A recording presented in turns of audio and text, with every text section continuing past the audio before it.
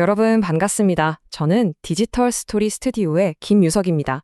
자, 한국의 전통 건축물. 지금 딱 떠올려 보시면 어떤 이미지가 스쳐 지나가시나요? 아마 많은 분들이 눈을 뗄 수 없을 정도로 화려하고 강렬한 지붕처마, 그 오색찬란한 색채들을 떠올리실 겁니다.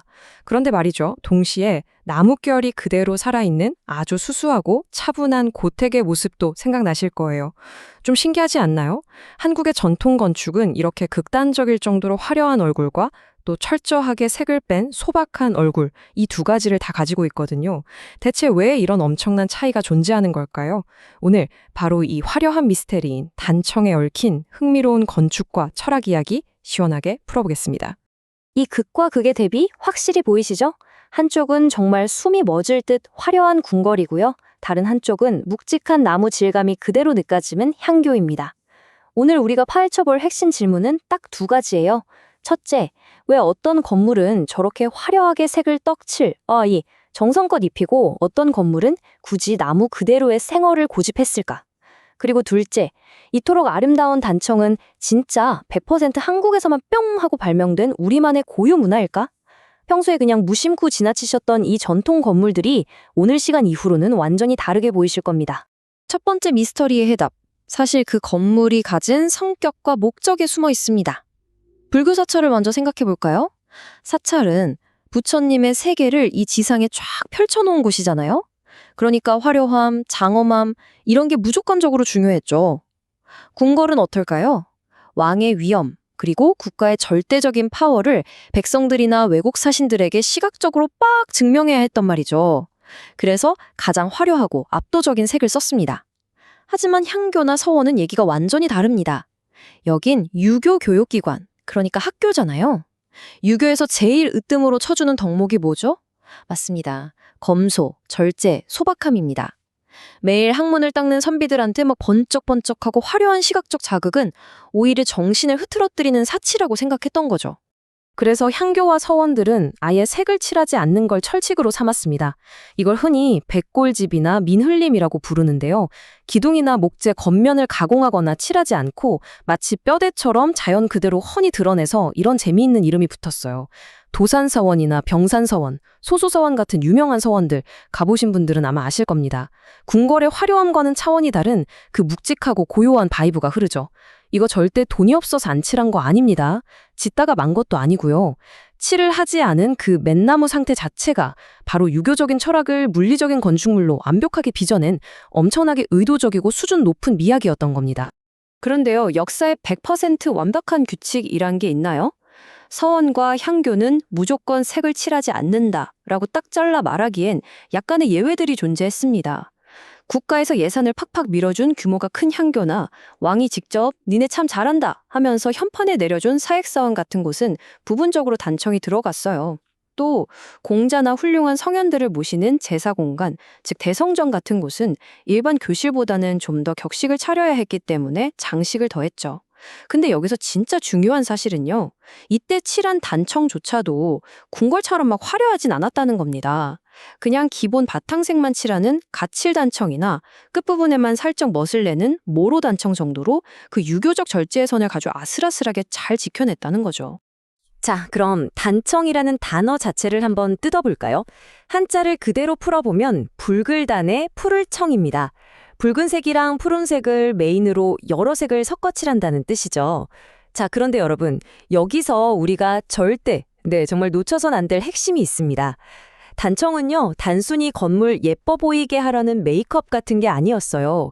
오히려 목조 건물 입장에서는 생존을 위한 갑옷에 가까웠습니다.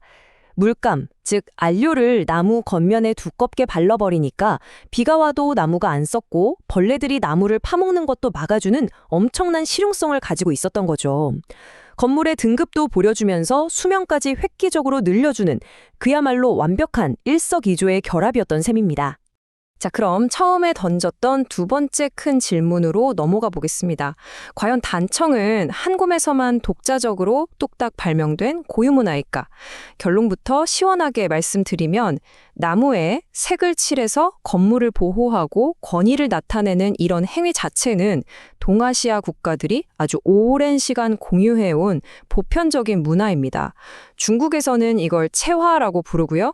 일본에서는 사이시키라고 부르고 우리는 그걸 단청이라고 부를 뿐이죠.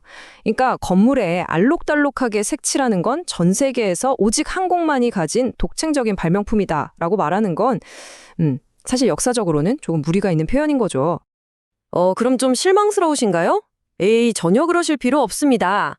시작은 동아시아가 다 같이 출마했을지 몰라도 한국의 단청은 이 한반도에 들어와서 정말 기나게 세월 동안 그 어느 나라와도 다른 미치도록 정교하고 독창적인 시스템으로 진화해버렸거든요.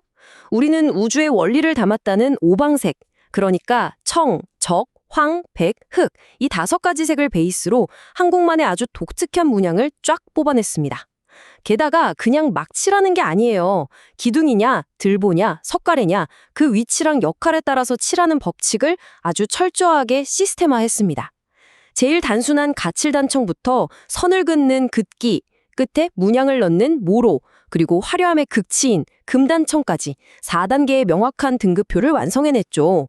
이런 디테일은 중국이나 일본에선 찾아볼 수 없는 우리만의 고유한 양식입니다.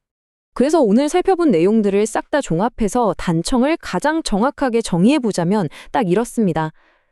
단청은 동아시아에 공통적으로 존재했던 목조건축 채색 문화가 한반도에서 오랜 세월 독자적인 색채와 문양, 기법으로 발전한 한국의 전통 건축 문화이다. 어떤 의미인지 감이 오시죠? 세상에 아예 없던 걸 무에서 유로 창조해낸 발명품은 아닐지라도 주변국들과 교류하면서 받아들인 문화를 우리만의 철학, 우리만의 미학으로 푹 끓여내서 대체 불가능한 한국만의 위대한 전통으로 승화시켰다는 거. 진짜 단청이 가진 위대함은 바로 이 지점에 있는 겁니다. 자, 오늘 우리는 단청이라는 아주 흥미로운 렌즈를 통해 한국 전통 건축에 숨겨진 깊은 철학과 역사를 함께 들여다봤습니다. 단청은 그저 예쁜 물감이 아니었어요. 권위와 신앙을 뽐내는 화려한 캔버스이자 동시에 유교적 절제력을 시험하는 엄격한 잣대이기도 했죠. 자, 여러분이 다음에 고궁이나 서원, 사찰 같은 전통 건축물 앞에 서게 된다면 어떨까요?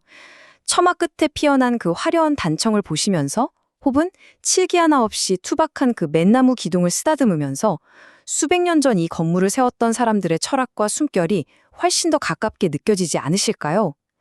그들이 그 화려한 색을 통해 또 때로는 그 텅 빈 여백을 통해 우리에게 어떤 메시지를 건네고 있는지 다음번엔 꼭 한번 귀 기울여 보시길 바랍니다.